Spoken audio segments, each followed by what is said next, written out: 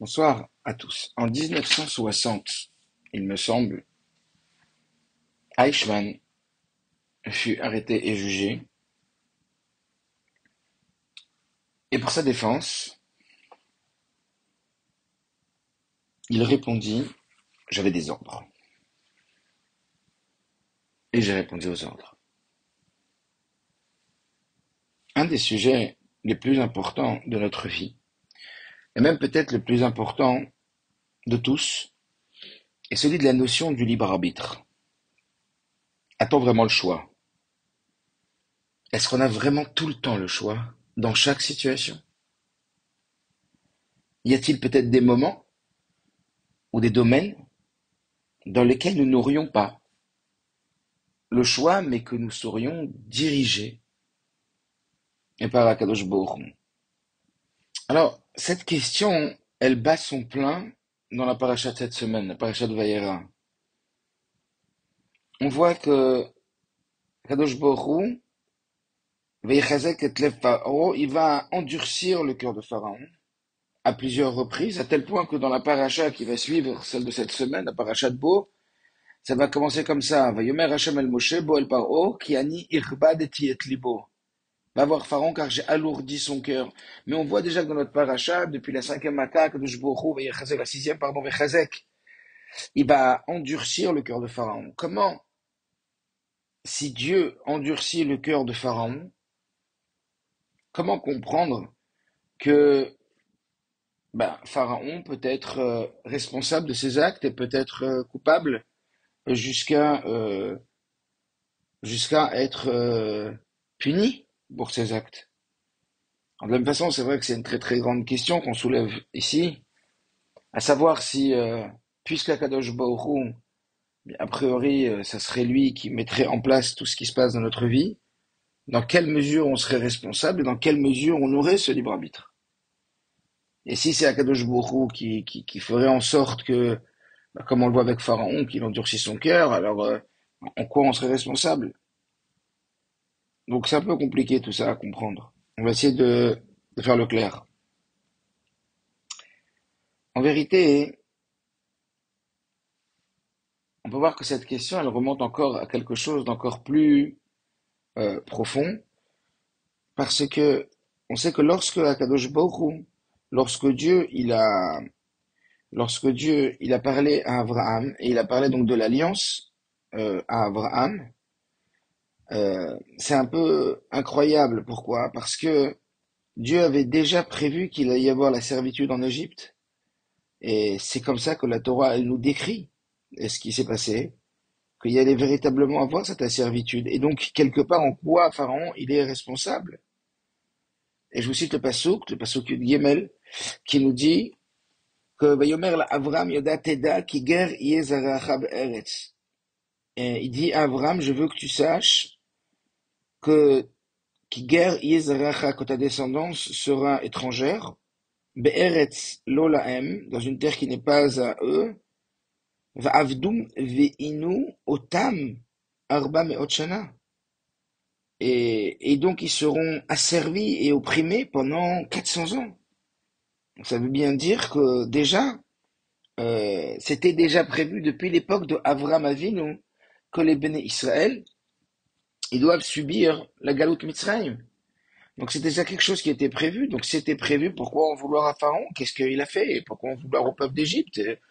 Et c'est ce que de très très nombreux commentateurs, et le Rabbi pose cette question: comment comprendre que Pharaon il puisse avoir une forme de responsabilité de par le libre arbitre qu'il aurait eu à servir ou non les Béné Israël, tout en sachant que ça avait déjà été décrété, comme on le voit à propos de la Brit Ben Abetarim, de l'alliance que Dieu il a scellée avec Abraham. Et c'est un peu difficile à comprendre. Et si déjà tout a été décrété par Akadosh Baruch Hu à l'avance, en quoi on a un libre arbitre? Et en quoi Pharaon il avait un libre arbitre? Alors, avant de répondre à cette question et de réfléchir à la réponse, on va déjà essayer de cibler un peu plus les domaines dans lesquels on aurait un libre arbitre et dans lesquels on n'aurait pas de libre arbitre. Est-ce que dans tous les domaines, on a un libre arbitre? Est-ce que le choix de son époux, de son épouse, viendrait du libre arbitre? Intéressant. A priori, forcé nous est de dire que oui. Est-ce que la parnassa, est-ce que tout ça, eh bien, serait dans nos mains? Alors, quand on regarde la Gemara dans Sota, la Gemara d'Avbet, elle dit quelque chose de très fort. Elle dit qu'en vérité, Rav Yehuda, il dit au nom de Rav que Arba'im Yom Lifnei Yetzirat Havlad, 40 jours avant la formation du fœtus, c'est-à-dire au moment de la conception, Bat Kol Yotzed Ve'oremer Meret Bat Pluni les Pluni, Bet Pluni les Plunis, Des Pluni les Pluni. Que 40 jours avant la formation donc de l'embryon au moment de la conception, il y a une voix qui sort et qui dit, eh bien, tel homme épousera telle femme, tel homme acquérera tel champ. Et c'est comme ça que la Gemara, elle conclut que la première personne avec laquelle on passe sous la choupa avait déjà été décidée au moment de sa naissance. Waouh! Quand on regarde le Rashi, qui nous ramène la Gemara dans Nida d'Aftet Zain, elle va encore plus loin. Et elle nous dit, c'est pas seulement la femme qui est prédestinée, mais je vous cite, Malach Memuna Leirayon, un ange préposé aux femmes enceintes, Notel Tipa, vient au moment de la conception de l'enfant prendre la goutte, ou Mevia Lifnei Makom, et elle amène cette goutte devant Akadosh Baruch Hu, Ve'omer Lefanav, et elle dit à Dieu, Tipa Zo Mati Alea. Cette goutte-là, qu'est-ce qu'elle va devenir? Gibor ou Khalash? Fort, faible. Chacham ou Tipesh? Intelligent ou peu intelligent? Achir ou Ani? Riche ou pauvre?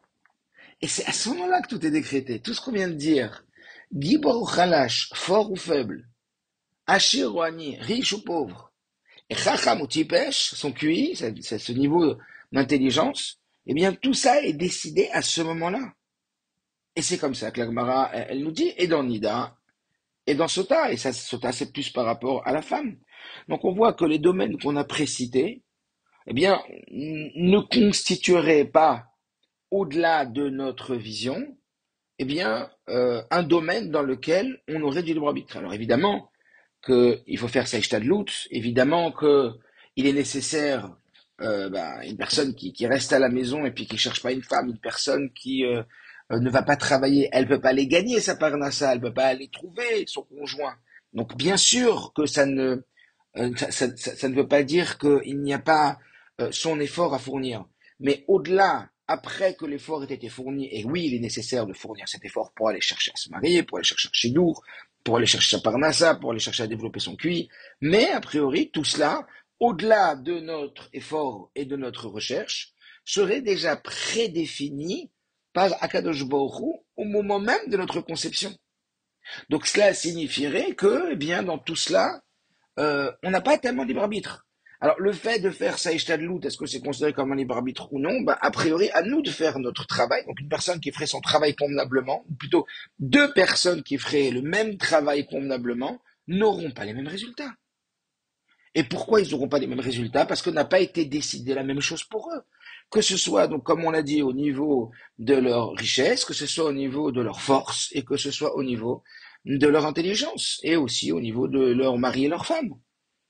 Alors, où se trouverait ce choix, où se trouverait ce libre arbitre? Alors, comme la Gemara continue, et comme il nous est dit par les Chachamim, Akol min hashamayim, chutz mirat shamayim. Tzadik veracha, le gazrinan. Ça veut dire que tout vient de Dieu, excepté la crainte de Dieu, c'est-à-dire si on va utiliser tout cela à bon escient ou le contraire. Est-ce que notre personne va être une bonne personne qui va utiliser pour le bien tous les moyens que Dieu a déjà prédéfinis pour nous, ou est-ce que non? On va en vérité l'utiliser que Dieu préserve d'une façon qui n'est pas bénéfique ni pour Dieu ni pour nous. Et c'est en cela qu'on dit tzadik veracha, le gazrinan. Si on va être un tzadik ou on va être un rachat, ça c'est pas décrété par Akadosh Baruch Hu.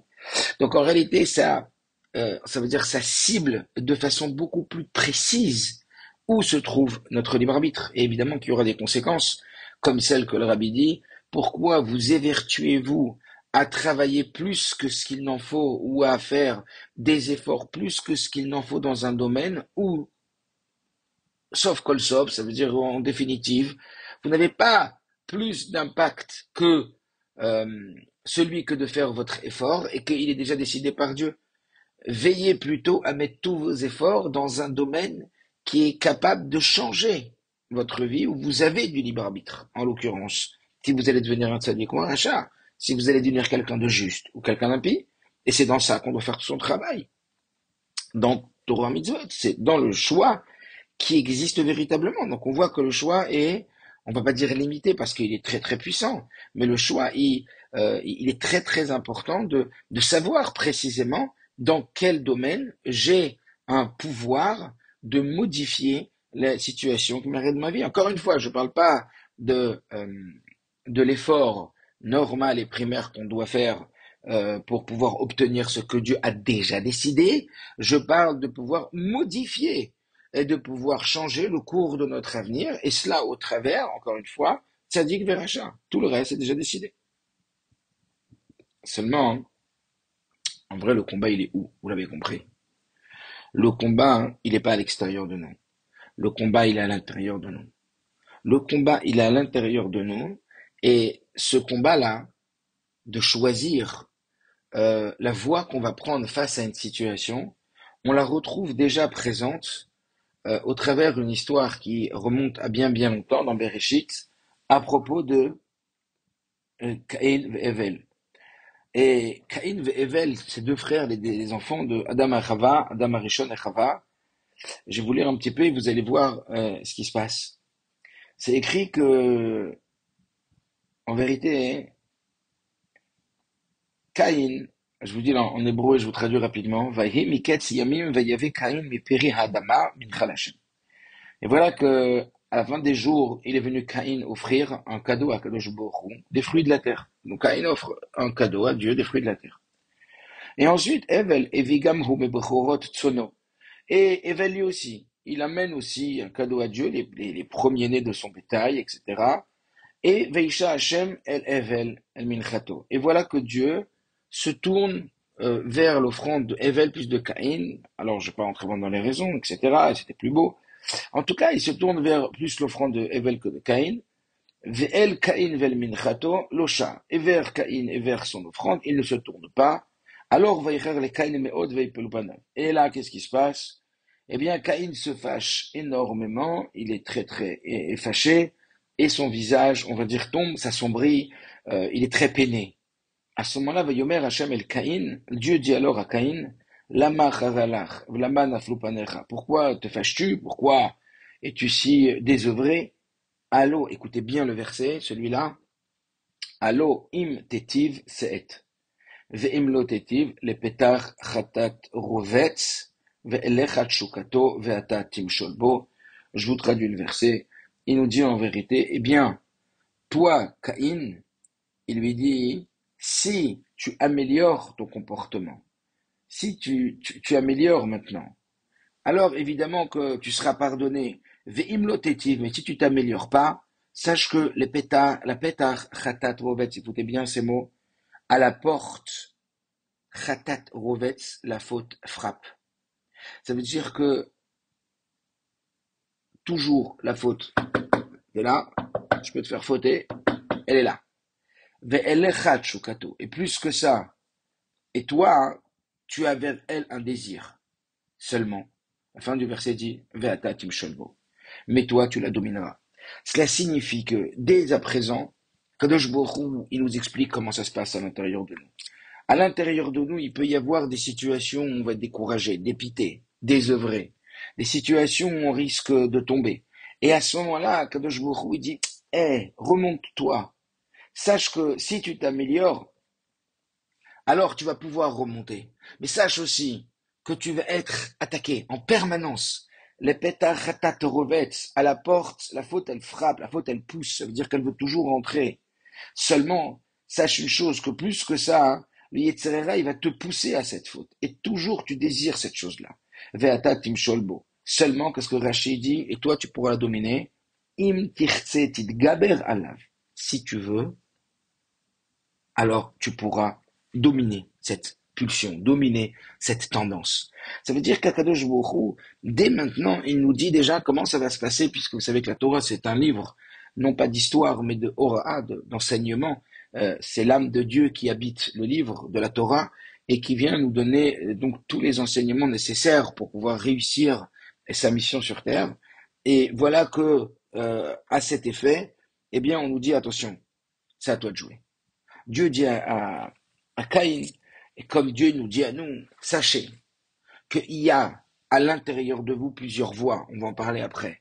Et en vérité, tout va dépendre de ce discours intérieur, tout va dépendre de ce combat entre ces voix intérieures qui est à l'intérieur de nous. Parce qu'elles prennent le revêtement de voix, appelez ça des voix à départ, moi je préfère des voix. Comme s'il y avait une voix qui te murmurait de dire quelque chose à voix haute et qu'il y a une autre voix qui vient rentrer en conflit avec cette voix-là. Et tout le combat, il va se jouer là. Le combat, il va commencer ici et il va se jouer ici. Après, bien sûr que ça va descendre dans les actes, puisque c'est pas dans les pensées qu'on est jugé, mais dans les actes, bien qu'aussi nos pensées sont jugées. Mais Ikar Wamassé, il n'empêche qu'il n'y a pas une action qui n'est pas prédéfinie par une pensée. Et donc, le combat, il commence évidemment à ce moment-là, dans ces pensées-là. Et donc, Vatat Timsholbo. La Torah, elle nous apprend ici, à Kadosh Baruch Hu, elle nous apprend ici qu'on est capable, qu'on a les forces de dominer. Alors, dans une sikha, c'est assez incroyable. Mais comme ça, le rabbi s'exprime. Alors, la vérité, le rabbi, il connaît exactement, le rabbi, il sait exactement où se situe la vérité, et il nous lit le film de notre vie derrière le décor. Le film de ce qui se passe derrière le décor, ça veut dire derrière ce voile qui nous empêche de voir la vérité. Le rabbi nous dit que, accrochez-vous bien parce que quand j'ai étudié ça, j'étais scotché. Le rabbi nous dit qu'en vérité, Akadosh Baruch Hu, il habite notre volonté en permanence, sans pour autant que l'homme en soit conscient, excepté à des moments précis où vient alors le moment pour l'homme de faire son choix entre tzaddik ou racha, entre la bonne version et l'autre. Et à ce moment-là, Akadosh Baruch Hu se met en retrait, se retire de notre volonté pour nous permettre de choisir par nous-mêmes. Vous vous rendez compte?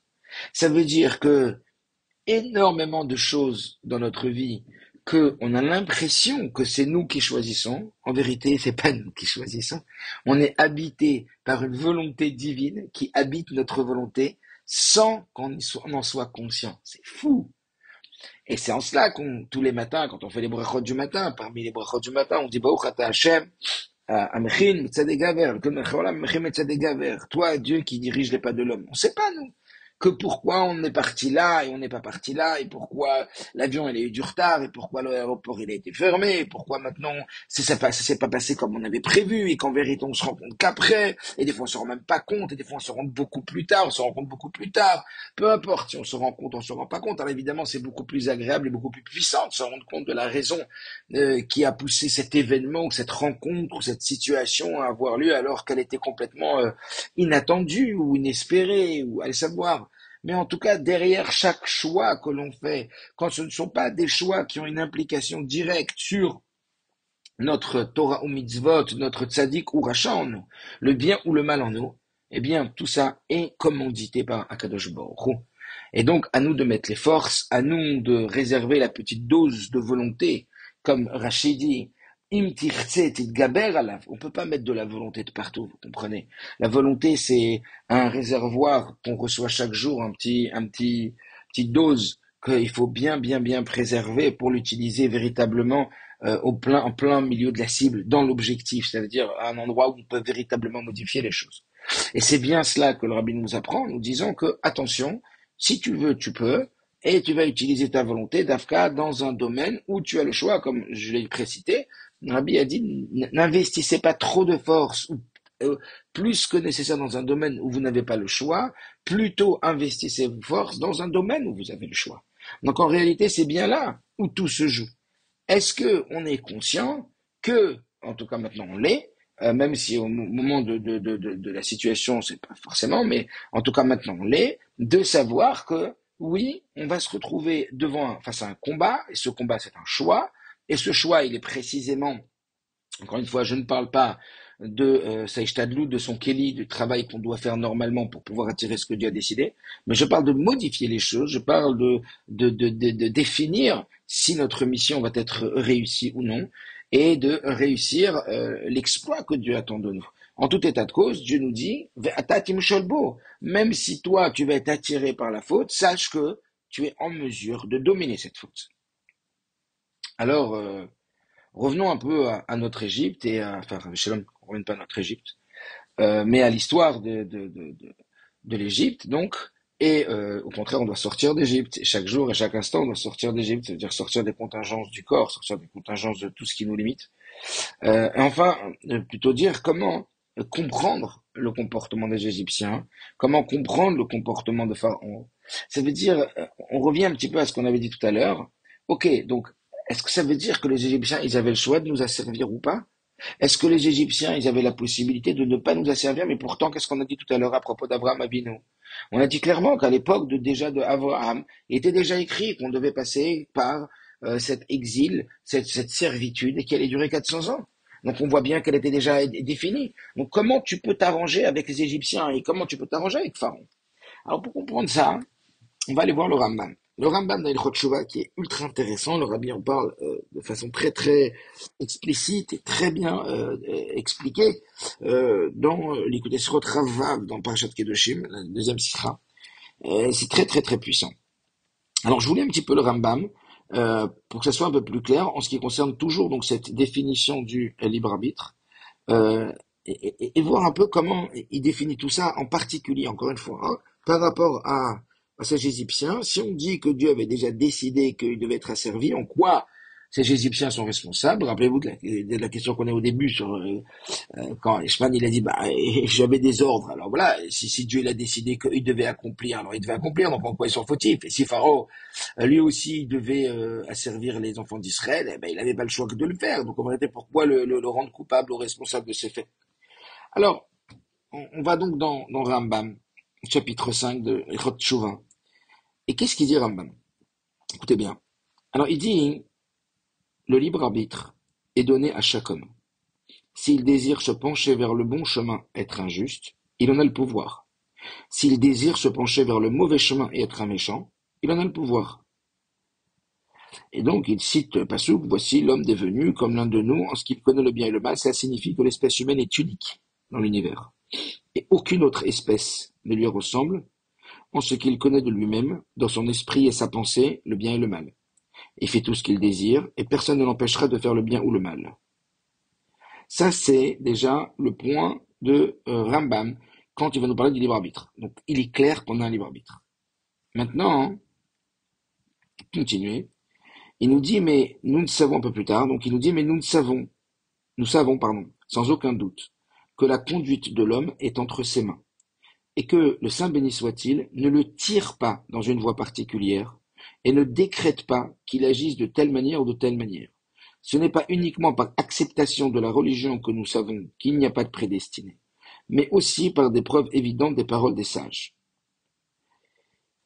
Je continue. Alors, le Rambam nous dit, donc la deuxième halakha, qu'elle ne traverse pas ta pensée, cette idée que font les gens les sots des nations du monde, quand ils disent que le Saint béni soit-il décrète depuis la création de l'homme s'il sera juste ou méchant. Il n'en est pas ainsi. Tout homme, écoutez bien, tout homme est capable de devenir juste comme Moshe notre maître, ou méchant comme Jéroboam, sage ou sot. Alors, comment comprendre? Personne ne le force, n'émet de décret, ni ne le tire dans l'un des deux chemins. C'est l'homme qui, de sa propre initiative, s'oriente vers ce qu'il désire. Alors maintenant, on se pose la question, mais n'est-il pas, et c'est toujours Rambam, mais n'est-il pas écrit dans la Torah que Dieu dit à Abraham, ta descendance séjournera dans une terre étrangère, ils t'asserviront, et ils les asserviront, et ils les opprimeront. Donc le Rambam pose la question. Le Rambam dit, mais je comprends pas, on est en train de dire qu'un homme, il a complètement le pouvoir de décider de ce qu'il va faire en bien ou en mal, mais on voit qu'à propos des Égyptiens, on peut pas dire ça, puisque à propos de Avraham Avinu, il y avait déjà eu le décret qu'il devait y avoir une servitude et une oppression. Dieu a donc décrété que les Égyptiens feraient du mal, ce que Rambam demande. Alors, qu'est-ce que Rambam répond? Il dit, et ce que le Rabbi ramène, parce qu'il n'a pas été décrété qu'une personne bien définie se débaucherait.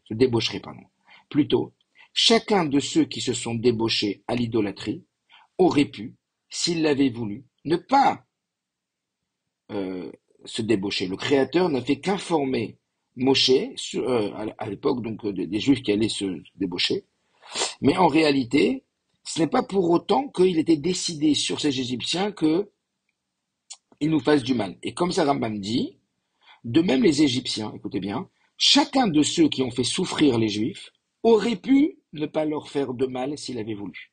Il y aurait eu certes une servitude, ils auraient été esclaves, mais ils auraient été esclaves de façon respectée.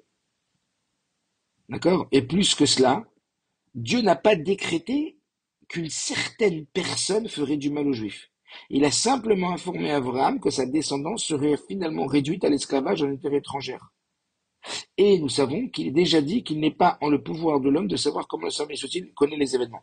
Ça veut dire quoi? Ça veut dire qu'en définitive, petit 1, il n'a pas été décrété sur tel et tel individu égyptien qu'il devait opprimer les Bnei Israël ou rendre des Juifs esclaves. C'était au niveau du peuple et pas au niveau de la personne. Ça veut dire que si ça n'avait pas été cette personne, ça aurait été une autre personne, c'est petit 1. Et petit 2, encore plus que cela, il n'y avait jamais eu de décret que ça allait être au travers de la souffrance et de faire du mal.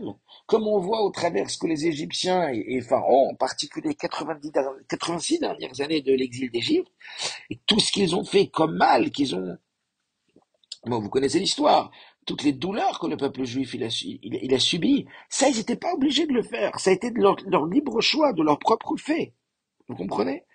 Tu vois donc bien, écoutez bien, parce que on peut se poser maintenant la question, ok, tu veux répondre sur chaque individu, c'est comme ça que le rabbi explique dans la Sikha. Tu veux répondre sur chaque individu qu'il n'a pas été décrété que c'était cet individu qui allait faire mal, ou que cet individu allait opprimer les Bnei Israël, mais sur l'ensemble du peuple.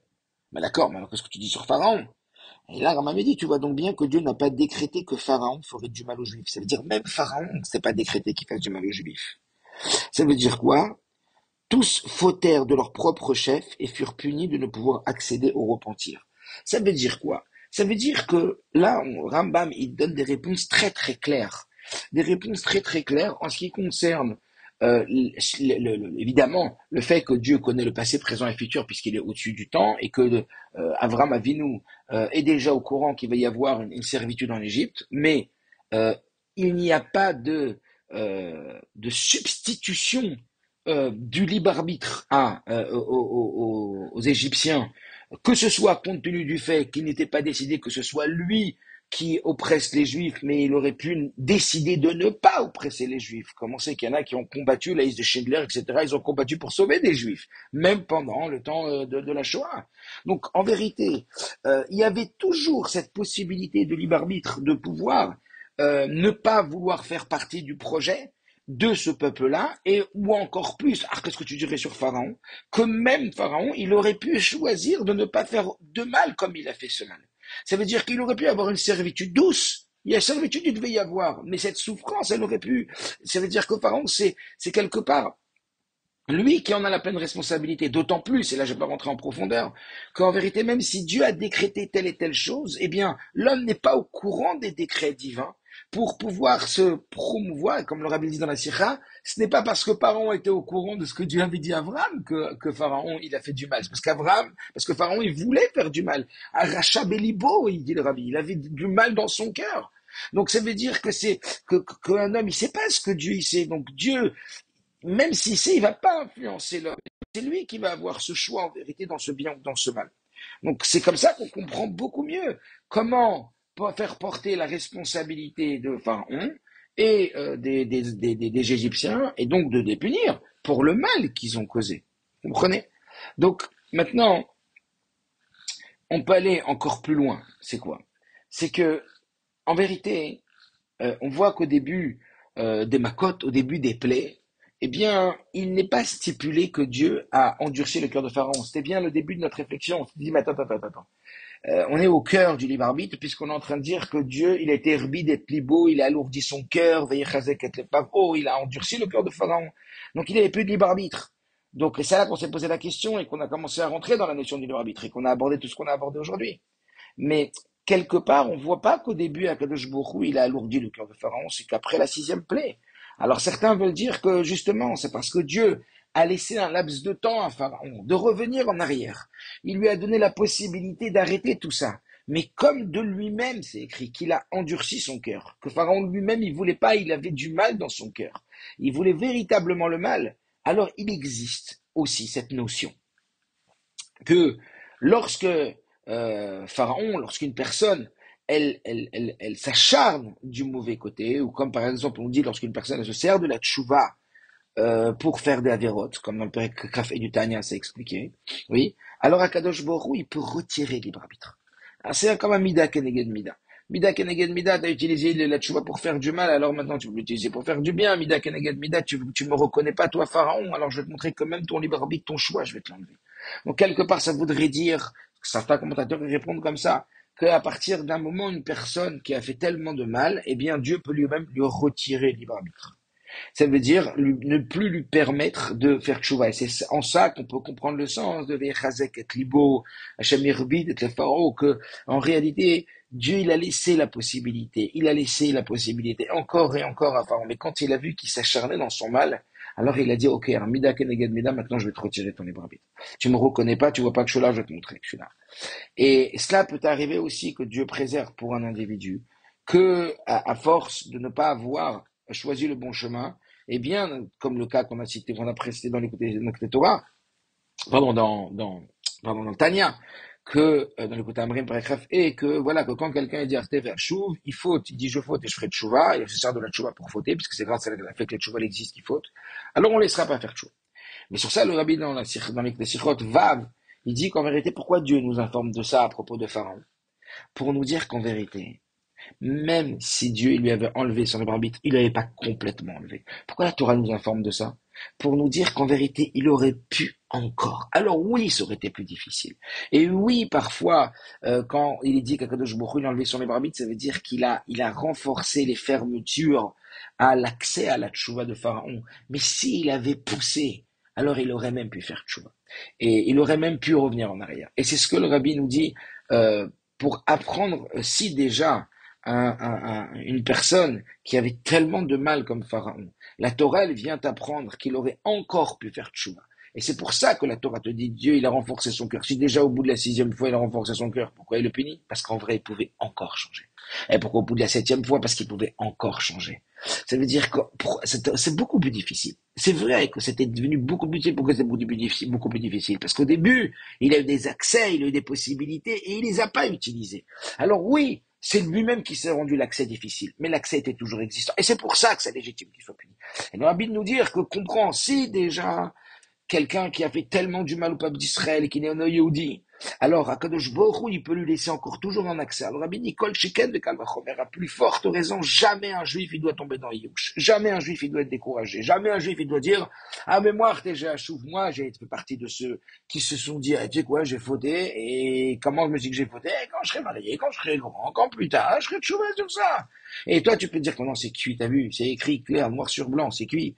Dieu il va même pas te donner l'envie. On sait qu'Akadosh Baruch Hu, il a je sais pas combien de façons pour empêcher un jeu de faire tchouva. Alors voilà, il va se heurter contre moi, comme des gens, ils vont tchouva et après ils ont fait des galères, après quand tu fais tchouva, c'est une galère, il y a 1 milliard de solutions. Seulement voilà, Tania, il dit, et le rabbi dans cette sikha extraordinaire, il dit qu'en vérité, attention, sache que les portes ne sont jamais complètement fermées. Il est toujours possible de revenir.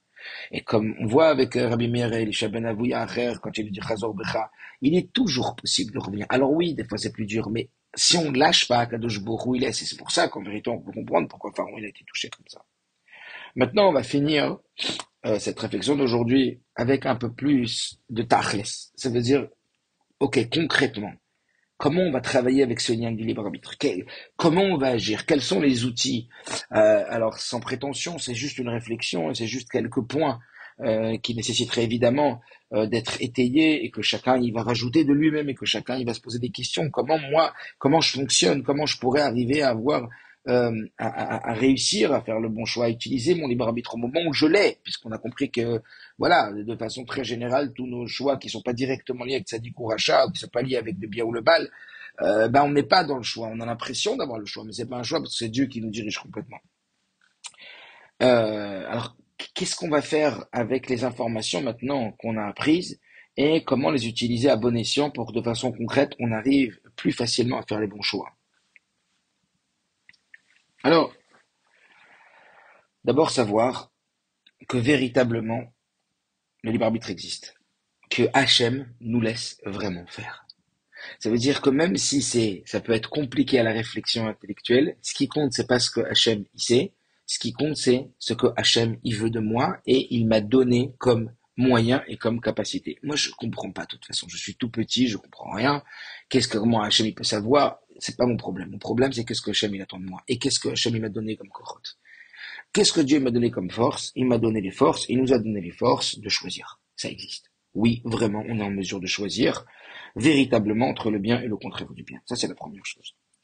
La deuxième chose, c'est, savoir que à l'intérieur de nous, on doit savoir que Dieu, on va le voir un peu plus en détail après, mais puisque Dieu nous place devant une situation difficile de devoir faire ce choix, c'est qu'il nous a forcément donné les forces et le pouvoir de faire le bon choix. D'accord? Parce que l'Obabetroniam Beotav, Dieu ne vient pas en accusateur avec ses créatures. Dieu, c'est un Père bienveillant, c'est notre Père qui nous aime plus que tout. Il nous aime d'un amour, comme le Baal Shem Tov définit, comme un fils, comme un père pour son fils qu'il aurait eu dans sa vieillesse. Donc, il nous aime d'un amour infini. Donc, il est évident qu'un bon père, il va pas placer son enfant dans une situation d'échec où il n'a pas la possibilité de réussir. Bien évidemment que se convaincre soi-même devant les situations difficiles où le choix doit être fait, savoir qu'on a les forces, même si on ne sent pas forcément qu'on a les forces, mais on a toutes les forces de réussir, est un point qui est essentiel pour gagner et pour réussir à faire le bon choix. Ensuite, se dire, que le travail, encore une fois, il est à l'intérieur. C'est-à-dire, on va essayer de faire des efforts et de travailler le plus possible pour dépendre le moins possible de l'extérieur. J'entends. Dépendre le moins possible de l'extérieur, c'est-à-dire dépendre le moins possible d'une situation extérieure qui pourrait avoir une influence sur moi. Ça peut être le comportement d'une personne, ça peut être les mots d'une personne, ça peut être les agissements d'une personne, ou ça peut être un événement, une situation. À moi de travailler pour me dire, et vous la connaissez parce qu'on la répète souvent, je ne suis pas responsable de ce qui se passe, je ne suis pas responsable de ce qu'il me fait, mais je suis toujours responsable de ce que j'en fais. Ça veut dire travailler en arrière-plan, prendre de la distance, et donc de ce fait ne pas réagir dans l'impulsivité et dans la réactivité, c'est-à-dire en réaction à ce que l'autre a fait ou a dit ou dans ce qui est en train de se passer, mais marquer un temps d'arrêt et se dire, ok, il s'est passé ça et ça, il y a eu ça et ça. Alors maintenant, c'est quoi mon choix à moi? C'est ça le pouvoir, vous comprenez? C'est ça le choix. Le choix, c'est d'avoir du pouvoir. C'est d'avoir un pouvoir très très puissant qui s'appelle décider. Et parfois, on va trop vite. Et puis, on occulte ce moment. Ça veut dire qu'on ne s'arrête pas. Et alors, on réagit dans la spontanéité en fonction de l'événement, en fonction de la façon dont la personne nous parle ou de la personne réagit en face de nous. Et on oublie qu'on a ce pouvoir, cette force de pouvoir se détacher de la situation et de décider quelle va être l'action, la réaction. Alors on appelait ça la proaction, on a fait un cours dessus il n'y a pas longtemps. La décision qu'on va avoir de comment je vais réagir. Il m'a parlé comme ça, il m'a dit ça, elle m'a dit ça. Je garde complètement mon libre arbitre à ce moment-là. Ça veut dire qu'à ce moment-là, Dieu détache, on va dire, son contrôle de ma volonté et de mon choix. Et c'est là que le choix intervient. Et donc, quand je laisse du temps, je dis, hop, hop, hop, ne réagis pas tout de suite. Moar shalit à la lèvre. Comme le rabbi dit que quand une personne, elle sent qu'elle perd son contrôle, elle doit attendre 60 secondes. Elle va s'arrêter, elle va réfléchir. Il y a une caméra cachée. Il y a Akadosh Baruch Hu, et qu'est-ce qu'il attend de moi dans cette situation-là? Comment je pourrais être responsable de ce que je fais de la situation?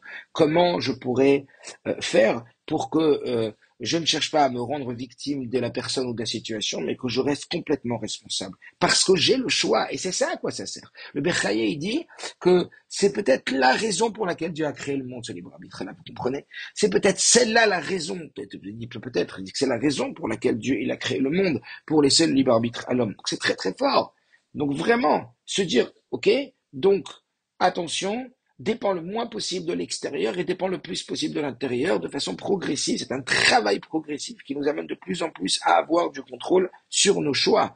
et décider de comment on va réagir, évidemment, en fonction de ce que la Torah nous dirige, elle nous dicte. Est-ce que j'ai le droit de dire la Shonara ou pas? Est-ce que j'ai le droit d'avoir une pensée comme ça ou une pensée comme ça? Est-ce que j'ai le droit ou est-ce que c'est le bien ça ou est-ce que c'est pas le bien? C'est la Torah qui va définir ce qu'est le bien ou pas. Et moi, je vais travailler pour réussir à atteindre ce niveau-là que Akadosh Baruch Hu, il attend de moi. Et s'il me place dans cette situation, rappelez-vous avant, c'est qu'évidemment, on a les forces pour réussir.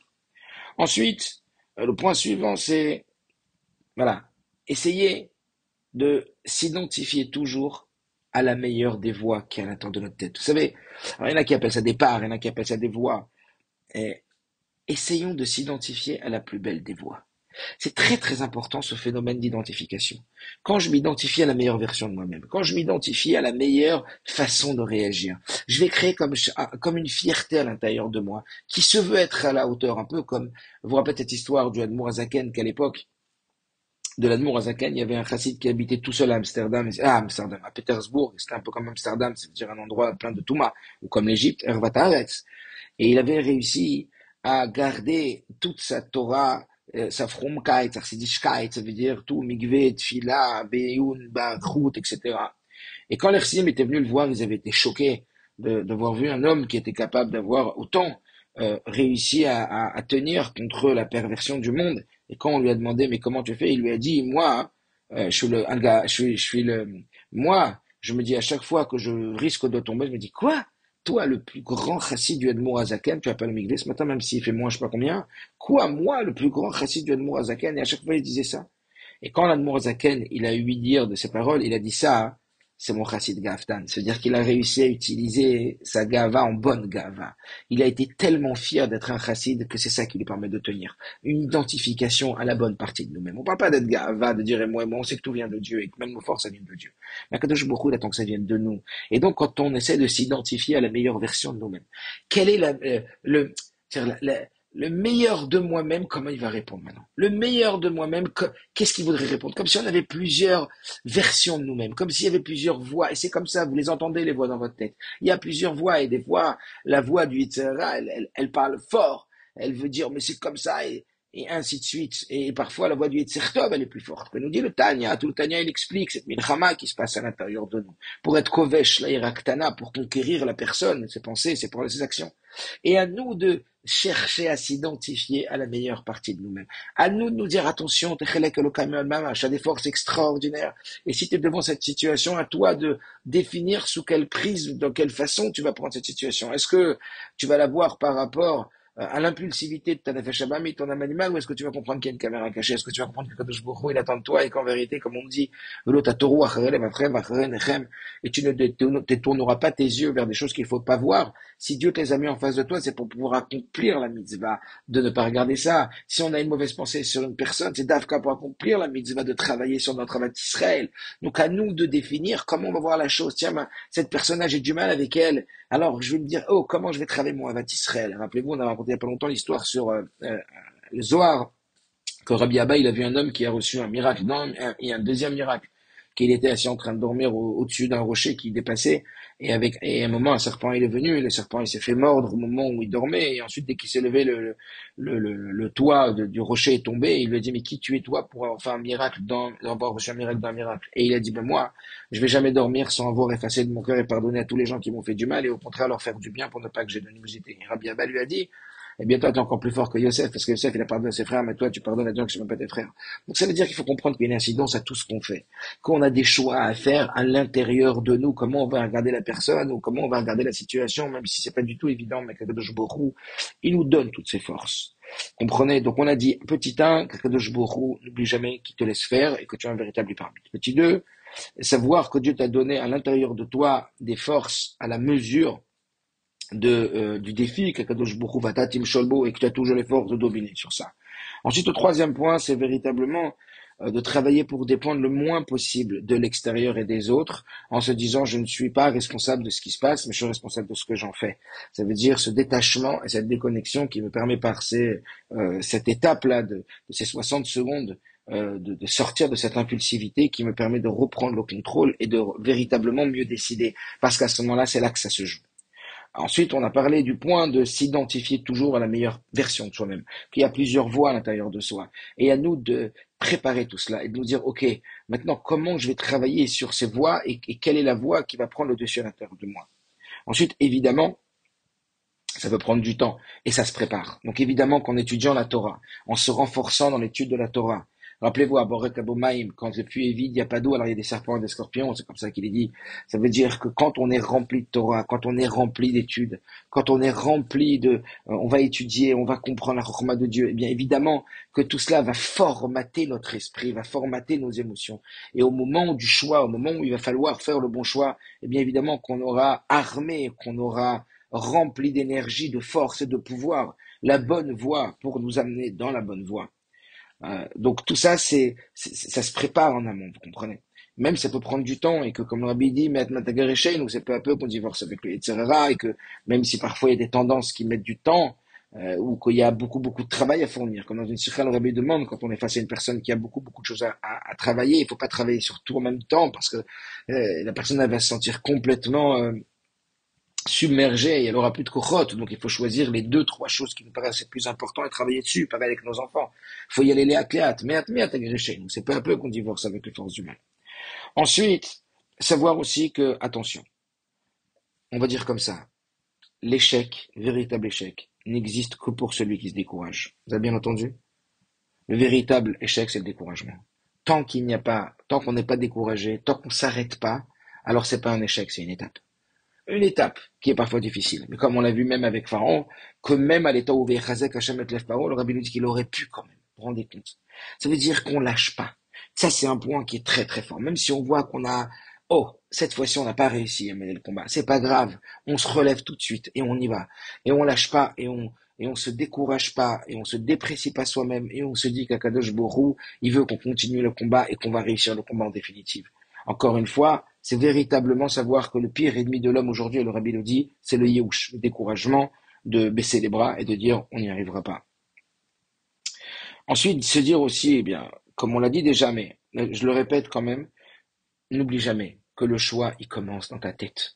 Alors oui, Aïkar Wama, c'est oui, est-ce qu'Akadosh Baruch Hu juge les pensées de l'homme? Ben, on le sait, à un certain niveau non, à un certain niveau oui. Ça veut dire que ce qui compte c'est l'action, mais en même temps, il n'y a pas d'action qui n'est pas précédée par des pensées. Et le rabbi précédent, il dit qu'en vérité, les pensées, elles ont encore plus d'influence sur l'homme, pensées négatives et positives que les actions elles-mêmes. Donc ça veut dire que euh, si vous voulez, il n'y a pas d'action ni de parole qui n'émane pas d'une pensée. Donc le véritable choix, il commence dans sa tête, il commence par sa décision de sa façon de penser, de la décision qu'on va avoir, de la voix, de ce qu'on va se dire à l'intérieur. N'oubliez pas que la pensée, c'est l'expression de nous vis-à-vis de nous-mêmes. La pensée, c'est pas nous. On peut changer une pensée. À partir du moment où si c'était nous, la pensée, c'était nous-mêmes, on peut changer nous-mêmes.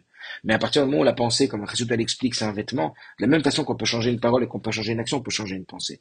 Donc on a un choix d'obtempérer sur nos pensées. On peut décider d'augmenter le volume de telle pensée et de diminuer énormément le volume de telle pensée pour que ce soit donc celui qui a le plus grand volume qui nous fasse parler, qui nous fasse agir. Donc encore une fois, le choix, il commence vraiment dans la tête. Et donc c'est le travail. C'est à ce moment-là quelle façon de penser je vais avoir à ce moment-là, qui je vais décider de regarder à ce moment-là, comment je vais décider de me positionner à ce moment-là. C'est là que tout se joue. Un point supplémentaire, c'est de se dire aussi attention, choisis bien tes influences. Alors oui, tout à l'heure on a dit qu'il fallait se remplir de Torah et de connaissance de Dieu, et pas seulement de connaissance de Dieu, mais quand on étudie la Torah, on s'imprègne de Dieu lui-même, et donc on se connecte, on remplit les forces de la bonne voie.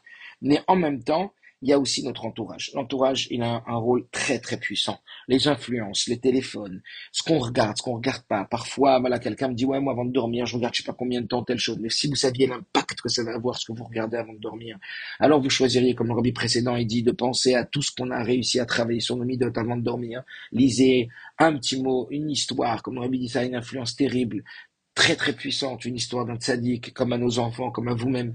Lisez des choses qui vont vous inspirer, qu'en mode de votre sommeil, vous allez être inspiré. C'est très très puissant. Je parle pas que de la nuit. Je parle de choisir véritablement ses influences et son entourage. Comprenez que, qu'on le veuille ou non, on est super influençable. Donc, puisqu'on est conscient de l'être, alors ton choix n'est pas de se dire que tu vas être influençable ou pas, mais plutôt de choisir tes influences.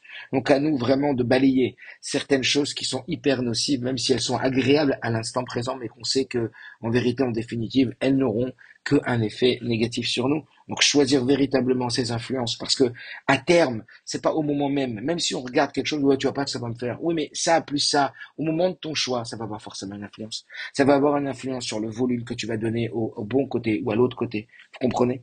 Donc véritablement, ça va avoir une influence à long terme et à moyen terme.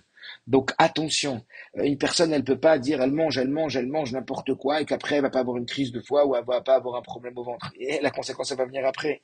Donc c'est pour ça qu'il faut faire bien attention à choisir ce qu'on entend, à choisir ce qu'on voit, à être vraiment toujours en maîtrise ou en décision, de pas se laisser aller à voir ou à regarder n'importe quoi parce qu'on a envie de se distraire ou on a envie de se divertir ou je sais pas quoi.